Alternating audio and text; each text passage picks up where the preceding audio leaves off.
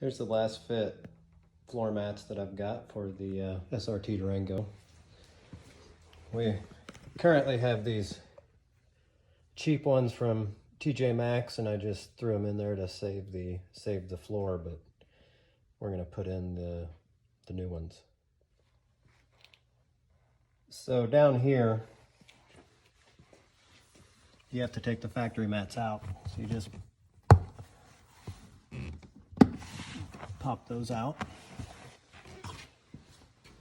We've got the factory ones out, and they've got the snaps back in here to where you can snap right back in to your factory spot.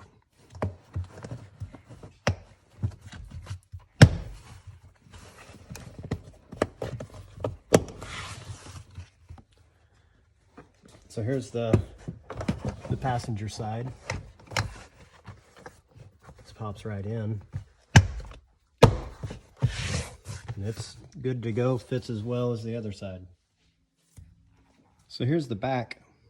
Fits just as well as it does on the front.